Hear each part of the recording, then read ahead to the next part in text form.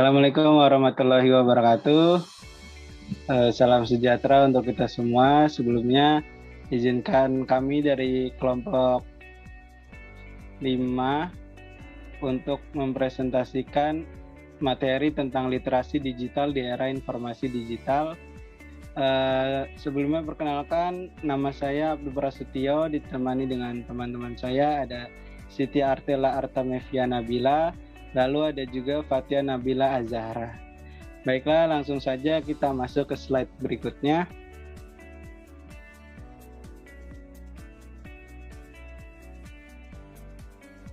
Oke, di sini untuk tujuan pembelajarannya itu mampu mengidentifikasikan perkembangan teknologi 4.0.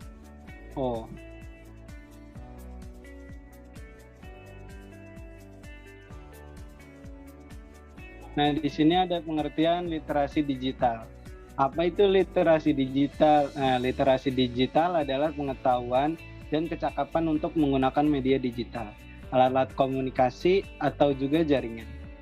Nah, di sini ada menurut para ahli. Yang pertama ada menurut Paul Gister dalam bukunya yang berjudul Digital Literacy pada tahun 1997. Nah, literasi digital diartikan sebagai kemampuan untuk memahami dan menggunakan informasi dalam berbagai bentuk sumber yang sangat luas serta dapat diakses melalui piranti komputer. Lalu ada juga yang kedua menurut Bowden tahun 2001 yang menawarkan pemahaman baru mengenai literasi digital, berakar pada literasi komputer dan literasi informasi. Literasi komputer berkembang pada dekade 1980-an. Ketika komputer mikro semakin luas dipergunakan, tidak saja di lingkungan bisnis, tapi juga di masyarakat. Namun, literasi informasi baru menyebar luas pada dekade 1990-an. Manakala informasi semakin mudah disusun, diakses, disebarluaskan melalui teknologi informasi berjejaring. Dengan demikian, mengacu pada pendapat Bowden, literasi digital lebih banyak dikaitkan dengan keterampilan teknis mengakses, merangkai, memahami, dan menyebarluaskan informasi. Next slide. Oke, di sini kenapa sih literasi digital itu penting? Nah, perkembangan TIK di Indonesia menjadi sangat pesat, di antaranya di kota Jakarta dan Papua. Pengaruh pengembangan TIK dapat menimbulkan dampak negatif digitalisasi akibat tidak diiringi dengan literasi yang cukup. Selanjutnya, pentingnya literasi digital di era digital. Kemajuan teknologi bisa mempermudah kehidupan secara umum, tapi ada juga dampak negatif dari perkembangan teknologi jika tidak bisa dimanfaatkan secara bijak. Maka dianjurkan untuk generasi bangsa menggunakan teknologi tersebut dengan bijak. Maka dari itu, pentingnya literasi digital yang baik membuat seseorang untuk mampu berpikir kritis, kreatif, dan inovatif dalam memecahkan masalah. Berkomunikasi dengan lebih lancar, berkolaborasi dengan lebih banyak orang, dan meningkatkan produktivitas seseorang. Selanjutnya, masih dengan pentingnya literasi digital, survei literasi digital Indonesia merupakan pedoman untuk mengetahui perbaikan dan dinamika dalam indeks literasi digital. Hasil survei dijadikan pertimbangan untuk pengambilan kebijakan pemerintah dalam program literasi digital nasional. Gerakan atau bisa disebut juga Gerakan Nasional Literasi Digital Siberkreasi pada tahun 2017. Pada tahun lalu, survei literasi digital Indonesia dibagi 4 subindeks, yaitu yang pertama ada subindeks yang pertama ada informasi dan literasi data, yang kedua ada komunikasi dan kolaborasi, yang ketiga ada keamanan, dan yang keempat atau yang terakhir adalah kemampuan teknologi. ICT Development Index digunakan untuk mengukur standar tingkat pembangunan teknologi informasi dan komunikasi di suatu wilayah yang dapat dibandingkan antar waktu dan antar wilayah. Terjadi peningkatan indeks pembangunan teknologi informasi dan komunikasi di seluruh provinsi di Indonesia sejak tahun 2017. Peningkatan tertinggi ada di DKI Jakarta, yaitu 7,14 pada tahun 2018, dan yang terendah yaitu di Papua sebesar 3,30 pada tahun 2018. Dalam 4 tahun terakhir, TIK di Indonesia terus meningkat. Penggunaan internet, telepon seluler dari tahun ke tahun mengalami peningkatan. Perkembangan akses internet di rumah tangga di Indonesia juga terus meningkat, di mana 66,22% rumah tangga sudah menggunakan internet di rumahnya. Dalam menghadapi era digital, perlu adanya literasi digital yang baik. Nah, literasi digital yang baik diperlukan agar seseorang dapat memanfaatkan kemudahan digitalisasi dalam berbagai hal dengan baik, sehingga adanya era digital tidak dipandang sebagai permasalahan, namun tantangan yang harus dihadapi. Jika seseorang tidak mempunyai bekal literasi digital yang baik, alih-alih mendapatkan manfaat, justru pengguna akan berpotensi mendapatkan dampak negatif dari teknologi yang ada. Untuk slide selanjutnya akan dilanjutkan oleh teman saya. Oke, selanjutnya ada dampak negatif yang ditimbulkan dari digitalisasi. Yang pertama itu ada mengurangi interaksi sosial secara langsung antar manusia. Yang kedua, munculnya kejahatan-kejahatan di internet. Yang ketiga, cyberbullying, penyebaran konten pornografi, plagiarisme, dan penyebaran berita hoaks. Dan yang keempat, penggunaan teknologi komputer, tablet, smartphone yang lama menyebabkan digital age trend. Selanjutnya ada kerangka kompetensi abad 21. Abad 21 adalah era digital di mana teknologi informasi komunikasi berkembang pesat. Seluruh kemudahan dan kecepatan tercipta di abad ini. Untuk itu, kita harus memiliki bekal keterampilan yang cukup dalam menghadapi era ini agar perubahan besar ini bukan menjadi suatu permasalahan, namun justru menjadi peluang besar bagi kita untuk berkembang dan maju.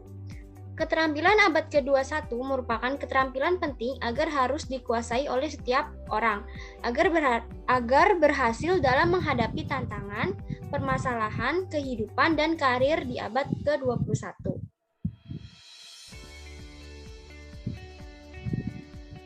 Selanjutnya ada 6C keterampilan abad 21. Yang pertama itu ada critical thinking dan problem solving. Yang kedua communication, ketiga collaboration, yang keempat creativity and innovation, yang kelima kultur, dan yang keenam connectivity.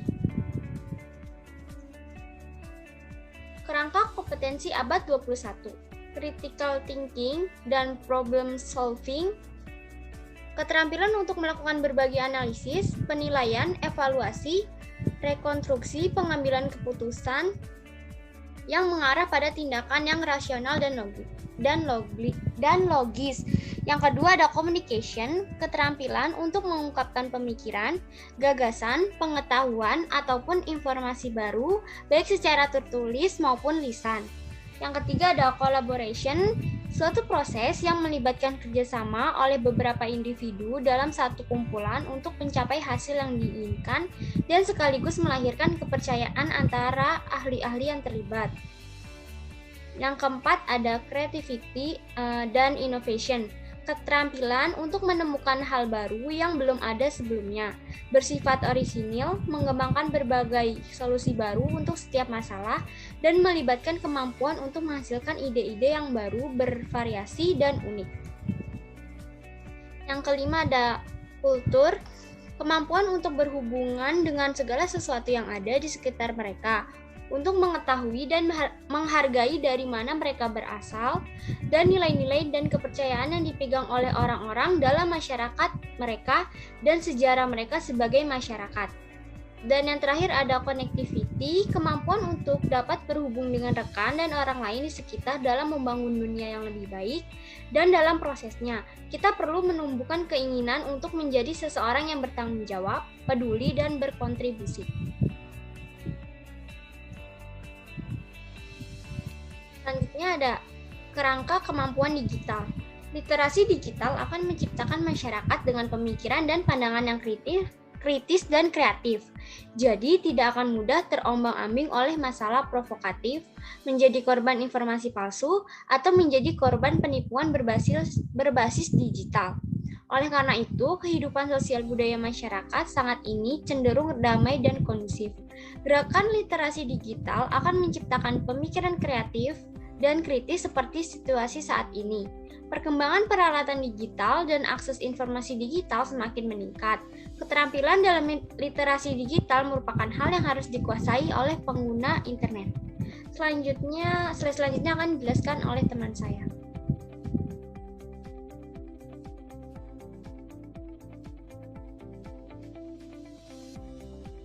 Nah, di sini ada 5 kompetensi digital yang harus ada.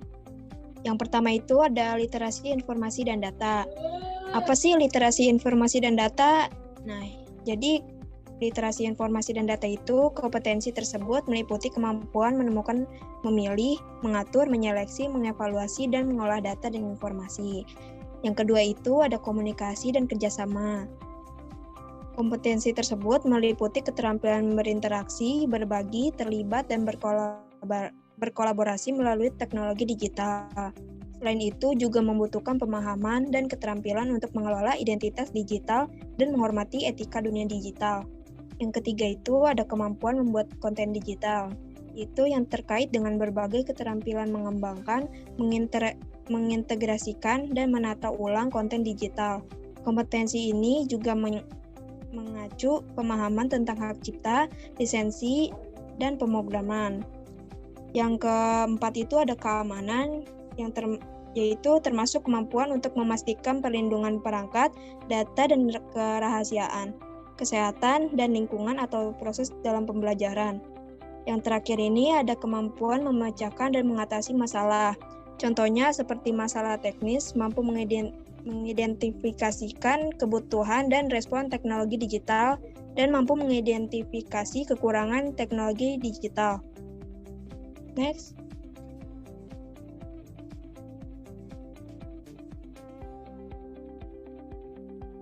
Dan di sini juga ada 4 norma generasi milenial yang berhubungan dengan internet. Yang pertama itu ada kebebasan, yaitu mereka tidak ingin terikat serta memiliki rasa percaya diri yang tinggi dalam menentukan masa depan. Contohnya tuh mereka berani memilih jenis pekerjaan sesuai dengan kebebasannya. Yang kedua, kustomisasi, yaitu mereka mementingkan personalisasi dan aksesoris meskipun hanya untuk kepentingan estetika saja. Mereka suka dengan sesuatu yang bisa mereka sesuaikan dengan keinginan, sehingga memodifikasi berbagai produk untuk dijadikan sebagai citra diri mereka. Yang keempat itu ada penyelidikan, yaitu mereka menyukai internet karena menyediakan berbagai hal yang bisa mereka cari, sehingga dengan kegiatan itu mampu menghasilkan informasi lebih banyak daripada generasi sebelumnya. Yang terakhir ada integritas, yaitu mereka juga merupakan generasi yang punya rasa toleransi yang sangat tinggi. Hal ini karena mereka bisa menemukan serta menggunakan sosial media seperti Facebook. Selanjutnya.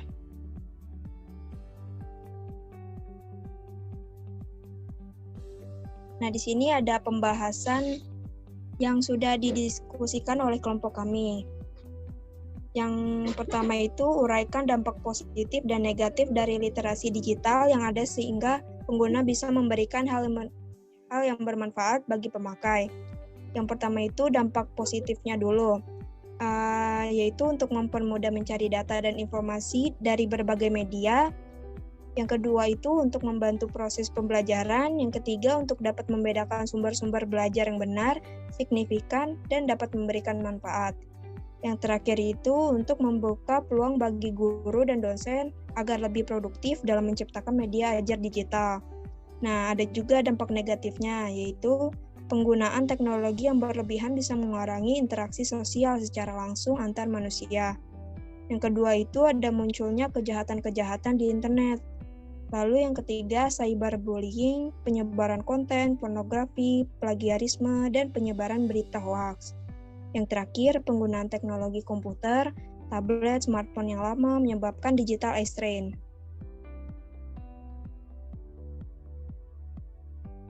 Lanjut, untuk pembahasan yang kedua, yaitu bagaimana mengembangkan ide untuk membuat sesuatu konsep dari pemakaian teknologi yang sudah ada.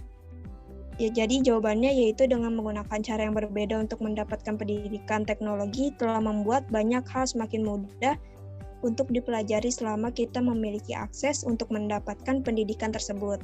Saat ini telah berkembang pesat kursus online yang memungkinkan kita tidak perlu menghadiri kelas secara fisik. Kita hanya perlu menyediakan waktu kapan saja untuk menyimak penjelasan dari guru dan mentor melalui video. Sekian, terima kasih dari kelompok kami. Kurang lebihnya mohon maaf. Wassalamualaikum warahmatullahi wabarakatuh.